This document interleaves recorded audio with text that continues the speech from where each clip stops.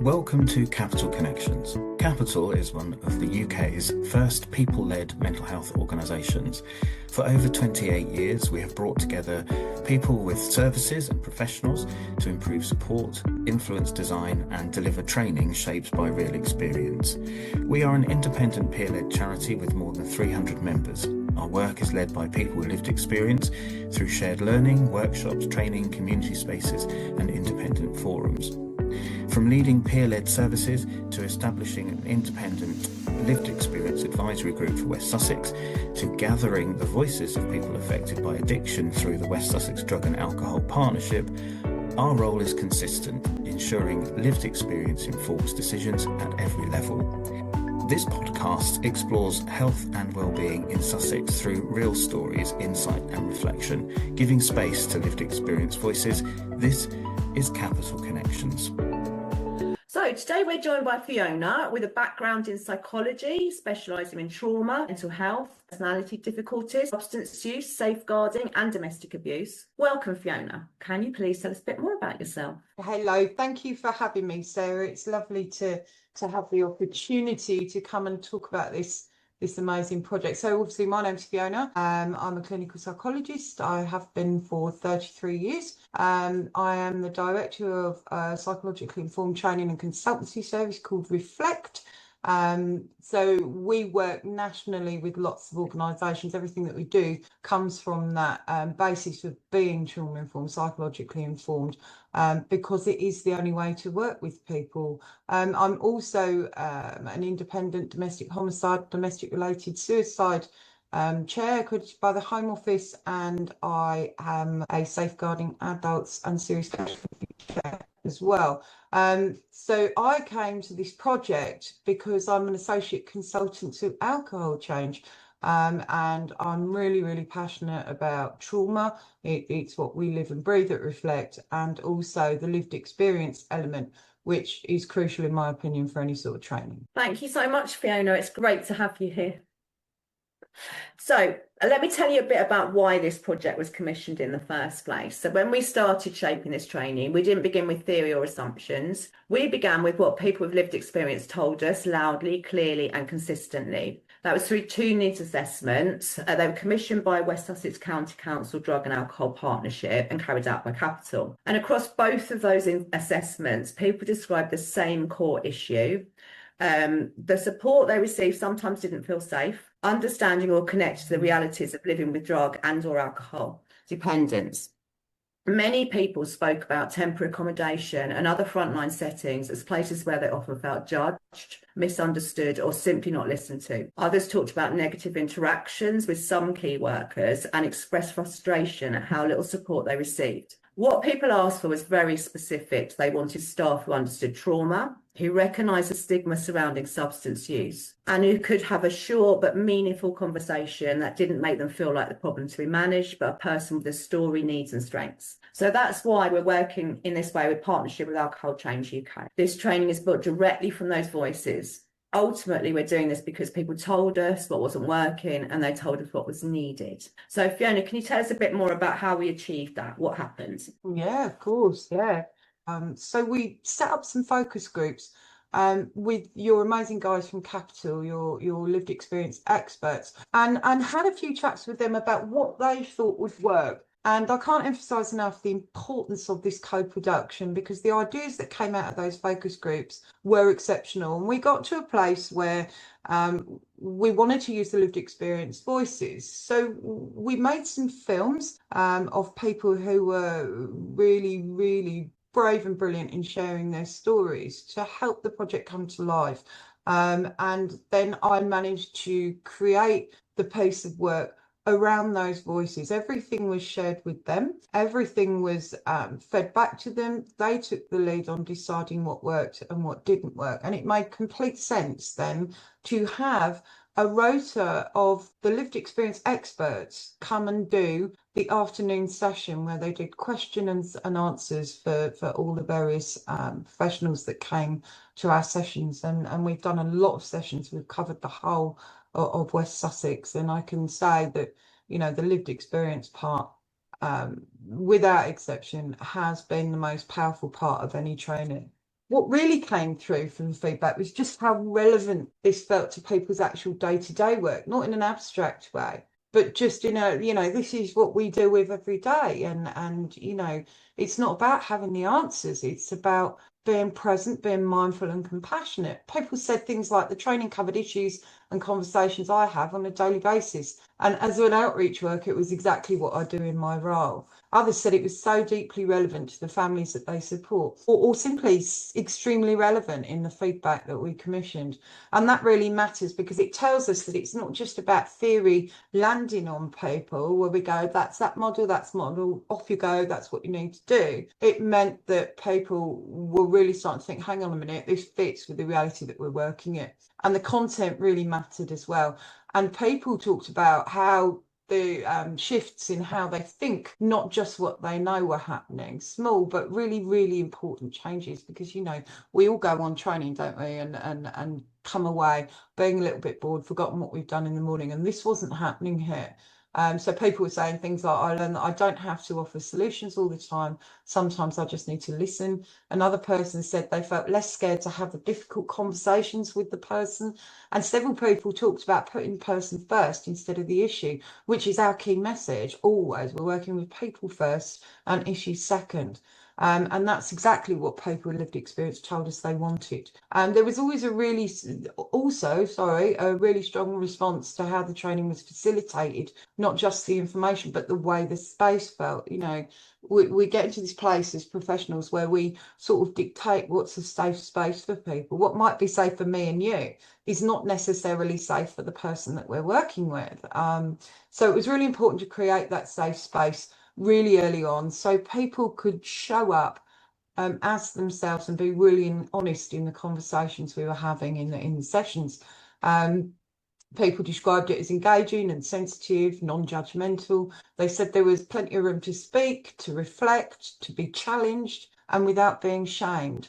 And someone said I actively listened to everyone's input and that they felt safe enough to rethink things they'd taken for granted. And then there's the lived experience. This came through again and again and again. Honestly, people didn't describe it as a nice extra or a little bit of a showboat.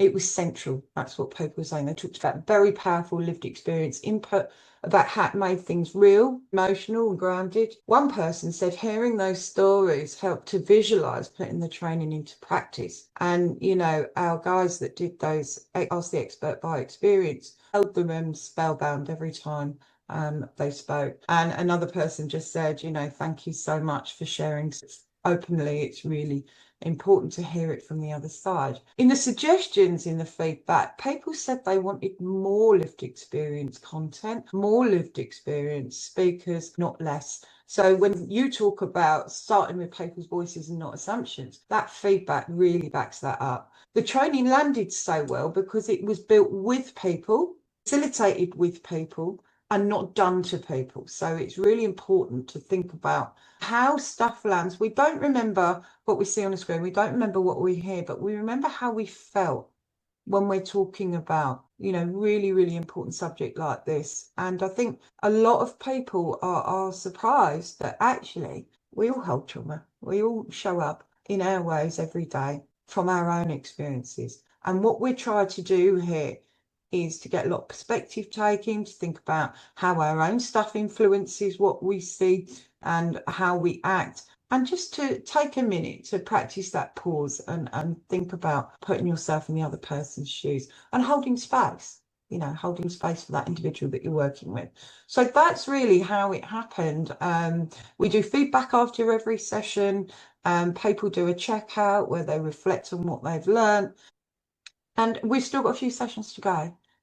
We've got a brilliant schedule of experts from your good selves that we're going to continue to use throughout the year. And I've got no doubt that the feedback will remain consistent with what we're seeing already. And I'd just like to say it's the most moving, special project I think I've ever worked on. And that's credit to you guys and the people that have been in co-production with me. Oh, thank you so much, Fiona. And yeah, you're absolutely, so many of the things you said really resonated. I know that I came on and did a part of the training with you I know for me, it was like someone identifying that actually, oh, I've had something similar happen to me. And that really, trauma's not unique to people. I think sometimes people think it's professionals, people with lived experience. And I think it really opens up those conversations for the people in that Absolutely. course, doesn't it? To realise, that we're all in the same boat and experiencing very similar things. Yeah, we're all human, and we don't get to Absolutely. the ages that we We're all are without human. experiencing our own stuff. And I think, people come on courses like this, and they think they're just going to be talked at PowerPoint to death, and no one expects to kind of really think about themselves and how they show up and how they hold space for others and what they need. We've got a landscape at the moment where money's tight. Professionals are holding more and more risk. People are experiencing a lot more stress, getting, people with more multiple met needs into services. And it's an awful lot of pressure on staff. And a big part of this piece of work as well was about that vicarious trauma. What have we got in place to support ourselves? What's our role remit here? What do we, how can we still show up and do a really good job, but keep ourselves safe as well, psychologically?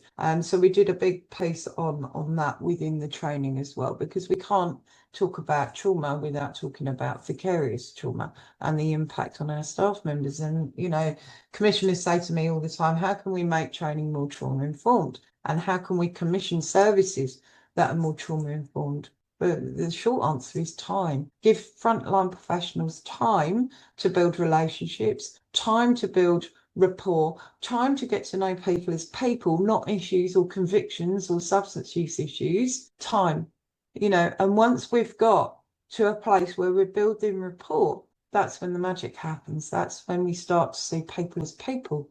Are you team dog or team cat? What did you watch on the telly last night? What's important to you? How did you cope to get through it, to get to where you are today? Those sort of things that when we're in it and being super, super busy, we haven't got time to stop and really look at the person in front of us and go, right, okay, how did you get here? Tell me about you. What makes you you? What are your strengths? What are your fears? What did you do to cope? So I think that's really, really important. That's a really good important point. I think building those connections is really important. I remember someone asking about that in the training apps and said, how do I make those connections? Because I'm in a position where I'm not allowed to disclose anything about myself. And we totally understand that some people are. And I remember you coming back and saying, but it can be something really small. Could be, if you're lucky enough to go into someone's home, if you're doing outreach work, just mentioning that's nice, or you've got that plant, I've got that plant, a cat, you don't have to give something personally around yourself to be able to connect with others. It's just making Oh, absolutely. small things. And like you quite rightly said, it takes time. Unfortunately, in the climate at the moment, our time with clients and with people is sort of getting pushed less and less and less. And it doesn't give you time to make a trauma-informed relationship with someone. You need to start building those connections, don't you? Absolutely. It's the language we use as well, isn't it? At work, oh, people were engaged, not engaged, disengaged, hard to engage. And we make a really big point throughout this piece of work and throughout all the work that I do at Reflect, actually. We collaborate with other professionals, don't we? Absolutely. Why Yeah. aren't we collaborating with the people we're working with? Yeah. We think about when we're talking about that strapline from safeguarding, don't do to us without us. And then we forget that when we're rushing ahead with care plans and this and that. We need to collaborate better with people because they are the experts in their own lives, not us. And we're transient, and rightly so. We are transient as professionals. And our job is to support and facilitate, not to fix or save, I think. But sometimes it feels when you're under pressure like you've got to have all the answers, or you've got to fix this problem, you've got to make this person come through a service, or you've got to rehouse this or get somebody else into rehab. And it's not. They've got to do that, but we've got to support and facilitate. And we've got loads of tools to do that. And it's about understanding that collaboration, I think, and we evidence that massively in this project, that co-production. Do you think this works? What do you think about that? What do you think, you would like to see? Do we have enough of this? Do we have enough? It's all about that collaboration. And that's how you get results, Sarah, isn't it, people? Language is a massive part of how we talk, when we're always substance misuse disorder or, experiencing domestic abuse. And, it's not an experience, is it? It's not a fun part. We're suffering domestic abuse. When we've got mental health. No, we've all got mental health. you know, when we've got mental health issues or, you know, complex needs. Well, we're all complex, we're human beings. We're all complex. So it's thinking Yeah. about language as well and the way we speak about people and to people, because people have the right to see every single word we write about them, and rightly so. You know, and when people choose to share trauma with us, it's a privilege and it should be treated as such. And the person that's sharing that trauma needs the worker to be mindful, present and compassionate. You know, and that's what we're aiming to do with this pace of work. And it's working really well, actually. It's really shifting thinking. Brilliant. That's amazing. And big hopes for 2026. What are your hopes? More of this, More of this. of this. Reflect, we do a lot of co-production, a lot of lived experience work. We've got some really exciting projects in the pipeline, you know, hopefully with some of your guys as well. But more of this. What we're trying to do here, we're not trying to save the world. What we're trying to do is get people to understand what trauma is, how it shows up, and how we can meet it where people are at rather than where we expect them to be. So my hopes for 2026 are lots more work in this area, getting lots more lived experience people on board, and you know, continuing on the good fight, really. Yeah, what are your hopes for 2026? Oh, absolutely. I couldn't agree more. More of this work. I mean, I just see it working. I see people that are, you know, going into the training and helping with the training with lived experience, really feeling that their confidence has increased. They're learning how to tell their stories appropriately. It makes them feel validated. I've heard that a lot from people that have done this training from a lived experience perspective. They feel validated. We spend a lot of time feeling very judged, you know, feeling that shame. And then to people actually to be listening to you and learning from you is actually very powerful. So we've got that side of it going on as well. And I know we're training people, and I know that I've been into services, and it's made such a difference when someone's treated me with dignity and respect, and actually has really helped my recovery and speeded it up, or actually slowed it down. If people have been really sort of talking to me in that way, you know, it's slowed my recovery down, undoubtedly. So yeah, let's see more of it. It's really important work. And we just thank you so much, Fiona. No, not at all. It's my pleasure. It's just been an absolute privilege to work with you also. Thank you very much. Thank you. You've been listening to Capital Connections. Capital is an independent peer-led charity working across Sussex to amplify lived experience, strengthen peer support, and influence how services are designed and delivered. If this conversation resonated with you, you can share this episode, follow or subscribe to the podcast, visit our website to learn more about our work, or get involved in future conversations. We're always looking to hear from people with lived experience, people committed to co-production, and others who want to do things differently. Connection starts with voice, and voice leads to change. Thank you for listening.